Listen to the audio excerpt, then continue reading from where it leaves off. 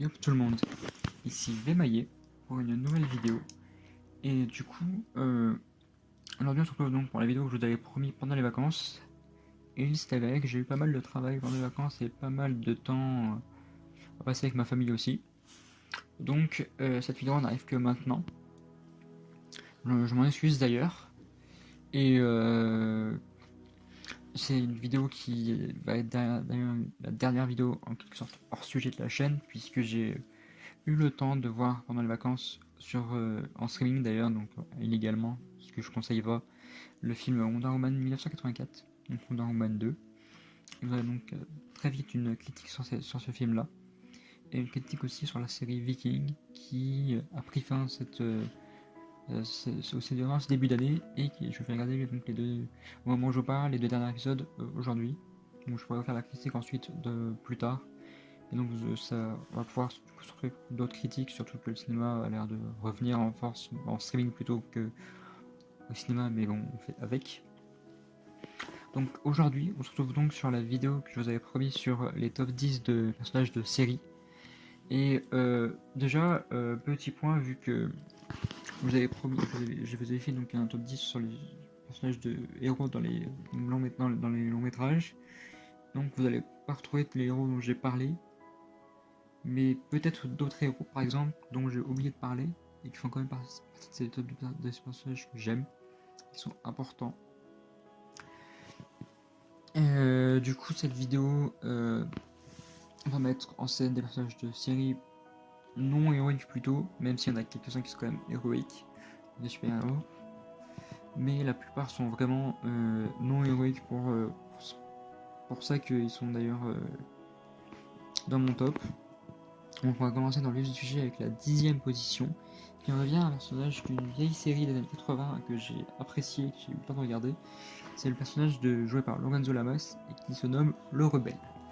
Donc c'est un personnage qui se trouve souvent à moto, qui est un ex-flic qui est devenu un chasseur de primes.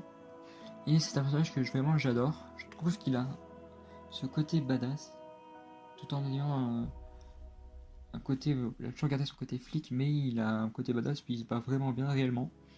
Puis l'acteur Lorenzo Lamas est quand même connu pour être pas mauvais. Mais ce personnage se trouve par contre en 10ème position parce qu'il fait partie des vieilles séries, donc c'est déjà un top subjectif. Et je pense que les personnages que je vais mettre plus haut vont être beaucoup plus récents, donc ça va être beaucoup plus logique de le trouver à cette position-là qu'une position moins haute. Donc ensuite, à la 9ème position, nous avons le héros de la série L'Agence Twisk, dit A-Team en version originale. Le héros qui s'appelle donc Maracuda, qui est donc le plus fort de la bande, qui est joué donc par Mr. T, qui a d'ailleurs fait du catch au début de la fédération WWE, et qui est mon personnage préféré parce que il a ses côtés muscles, ce côté badass qu'on aime tous voir dans une série. Même si chaque personnage de la bande est intéressant, celui-là il est là quand il faut se battre et tout, et donc c'est pour ça qu'il est parti de mon top par rapport aux autres. Et ça a toujours été mon préféré, d'ailleurs j'ai plusieurs bagues et plusieurs colliers pour essayer de lui ressembler, même si je peux pas avoir ses muscles et tout, c'est comme ça que j'essaie de me souvenir de lui et de le suivre. Par la suite, nous avons donc en 8ème position le héros Guardian, qui n'est autre que James Olsen donc dans la série Supergirl, et que nous voyons dans les premières saisons, même si par la suite nous l'avons perdu de vue. Je trouve que c'est un héros assez intéressant, puisqu'il n'a aucun pouvoir, il a juste créé une armure, et il veut juste faire ça parce qu'il a vu Supergirl le faire et il veut l'aider. Et je trouve ça pas con, parce que c'est un citoyen lambda, mais qui veut quand même la justice, et qui fait donc que c'est un bon héros, même s'il a toujours besoin de Supergirl pour son aide et tout, et qu'on l'avait pas vu assez longtemps. Je trouve qu'il a un bon développement, et j'aurais voulu en voir plus en réalité.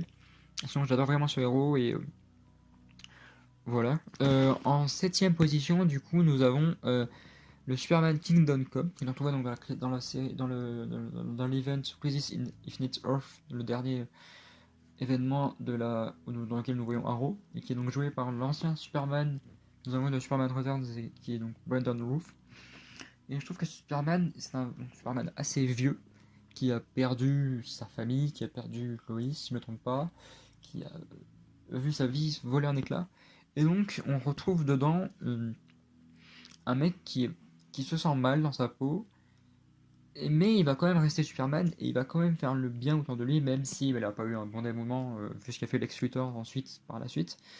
Et ce qui est triste, parce que je pense qu'il mériterait même un film à son honneur. D'ailleurs, il a un comics à son honneur, donc pourquoi pas un film avec Brandon Routh qui reprendrait ce rôle et qui est un très bon Superman à mon avis. Et oui, c'est un bon Superman, assez vieux, mais ça montre que Superman peut quand même vieillir et avoir une bonne vie. Ensuite, nous avons donc à la 6ème position le héros Daredevil, de sa propre série du nom de Daredevil, qui est joué par Charlie Cox, et qui est d'ailleurs le seul acteur qu'on pourra peut-être revoir dans le MCU parce que Kevin Feige aime cet acteur et aime ce personnage. Mais c'est un très bon, je trouve, développement dans ces 3 saisons. Le seul bémol que je pourrais donner, c'est juste le fait qu'on voit pas assez son costume. Nous on retrouve le côté aveugle, le côté d'un mec qui se bat bien, et puis il y a un crossover avec tous les Defenders qui sont Iron Fist, Punisher et tout. Jessica Jones, et je trouve que dans tous ces Defenders là, c'est le meilleur, c'est celui qui a le meilleur développement. Daredevil a toujours été un très bon héros que j'ai toujours adoré, j'ai d'ailleurs aimé le film de Ben Affleck, même s'il a beaucoup été détesté. Mais je trouve il y a un très bon développement dans la série, et c'est pour ça qu'il se trouve en 6ème position. D'ailleurs, la 5ème position revient à un héros d'une série, donc de la série Arrow, mais ce n'est pas Arsenal cette fois-ci, donc c'est plutôt le personnage principal qui est donc Arrow, joué par Oliver Queen, et par Stephen Amell, qui est Oliver Queen qui est joué par Stephen Amell.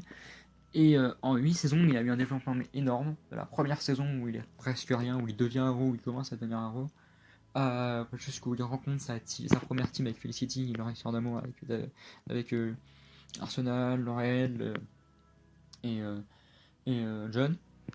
Puis ensuite, il retrouve sa nouvelle team, on va dire, avec les nouveaux personnages, les nouveaux héros, pour ensuite revenir solo, parce que il faut bien, et même il fallait que cette ville soit protégée quand même.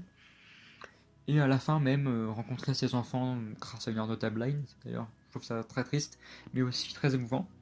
Elle a dû connaître sa fille Mia, apprendre à élever son fils adulte, j'oublie son nom, William, et on le voit même à la fin mourir, et cette fin est atroce, mais elle montre l'impact qu'a eu le personnage dans tous les héros. On voit des héros comme Flash, Supergirl ou tout, donc il a eu un grand impact.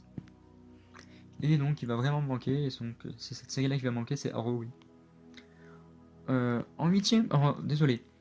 Ensuite nous avons la 4ème position, qui est donc détenue par l'héroïne de la série Viking, Lagertha, qui est jouée par Catherine Winnick, et qui est juste splendide de par sa beauté, et puis c'est une des meilleures guerrières bouclier possible.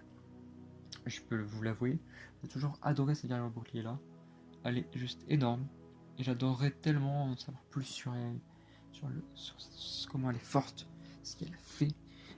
J'aimerais trop avoir une série sur elle parce qu'elle est juste énorme. C'est la meilleure guerrière bouclier, elle se défend tellement bien, même face à des hommes comme Ragnar ou des Rollo, des hommes forts vikings, même face à des rois anglais. Donc elle va très loin. Et sa fin est triste, même si elle meurt pas vraiment en ruine, elle meurt tuée par Vitzer. Et elle s'y attendait d'ailleurs à être tuée par un enfant, mais plutôt par Eva, je pense. Mais je trouve que c'est le meilleur personnage féminin de la série Viking, presque même le meilleur personnage. Mais vous allez voir dans le top 3, il y a des personnages plus hauts de la série Viking et vous comprendrez pourquoi à mon avis. Donc avant d'avoir... nous avons donc ensuite le 3ème, qui est donc le seul personnage que vous verrez dans la série Game of Thrones, qui est Jon Snow. J'ai hésité à le mettre parce que cette série a eu un mauvais dénouement vers la fin, mais Jon Snow est quand même quelqu'un qui est au départ un bâtard, qui devient ensuite un chevalier de la garde de la nuit, pour ensuite devenir même le chef de cette garde-là. Ensuite quitter ça, devenir roi du Nord, tuer des monstres de glace, rencontrer Daenerys, qui est en fait sa grande tante, si je ne me trompe pas, et la tuer en soi. Et à la fin, donc, il est prisonnier, et il va être jugé. Il va pas être tué, mais il va avoir pas la meilleure fin possible. Mais je trouve qu'il a bien fait de tuer Daenerys parce qu'elle devenait folle, comme tous les Targaryens. Et je pense que c'était celui le vrai héritier, et qu'elle n'était pas. Ça lui a pas trop plu. Et donc je comprends sa réaction à Jon Snow. Et sinon, oui, c'est un très bon personnage. J'adore l'acteur aussi, Kit Harington. Et j'ai hâte de le voir dans le film Éternel joué par Marvel. En seconde position, nous avons donc le héros Ragnar de la série donc Viking. Il n'est pas premier parce que vous verrez qui c'est le premier.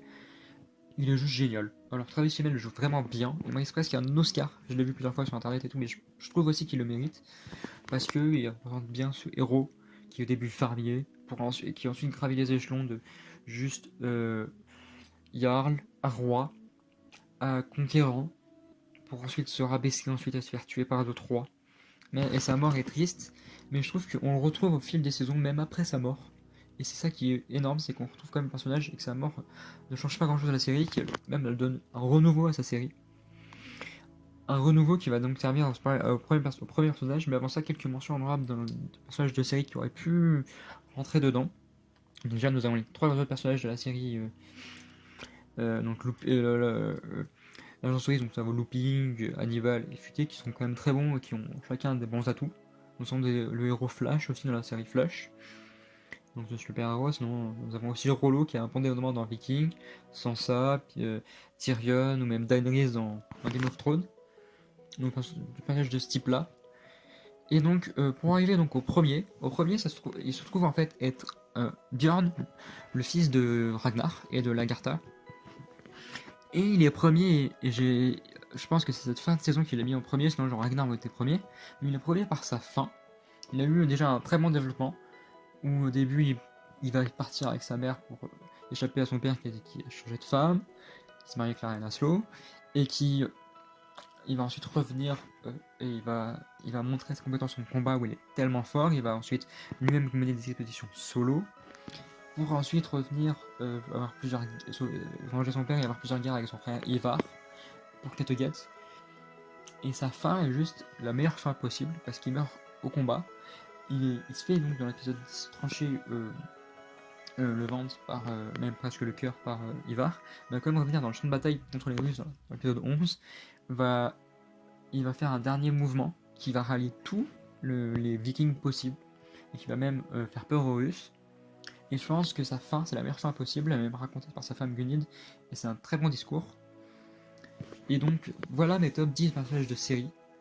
Et dites-moi en commentaire lesquels sont les vôtres. N'hésitez pas à aimer la vidéo et à vous abonner, à partager et à vous abonner si vous aimez mon contenu. C'était Vemaillé pour une nouvelle vidéo, et peace!